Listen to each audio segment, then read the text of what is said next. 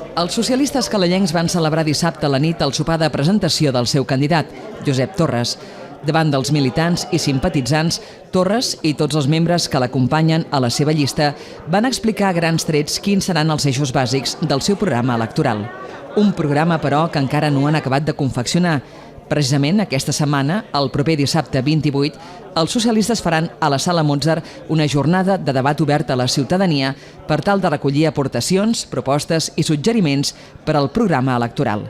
Josep Torres incidia dissabte que els eixos bàsics del seu programa seran aconseguir una política més propera al ciutadà, amb transparència real i un reforç dels serveis socials. Voldrem reformar el ROM, voldrem fer participar molt més a la gent i a més, ho direm, volem participació directa, que surti del mateix poble.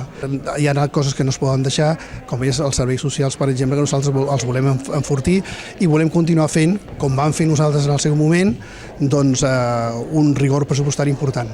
Torres va estar acompanyat per la plana major del PSC de Calella, entre ells també l'exalcalde Josep Maria Joé.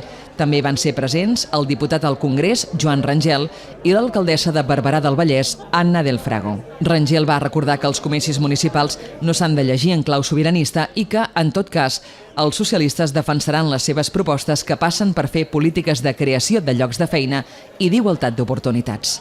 Primer, que es pugui crear ocupació, que es redreci la situació econòmica i que es pugui crear ocupació perquè hi ha massa gent que ho està passant malament, molts aturats, gent aturada de llarga durada que no cobren cap mena de prestació i això genera situacions que no poden ser alienes a cap nivell de govern, i menys en el govern més proper, que és el municipal.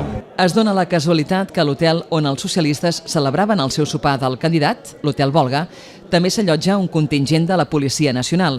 Justament, els agents van obligar a identificar-se els membres de l'equip de Ràdio Calella Televisió que cobrien aquest acte, el càmera i el redactor.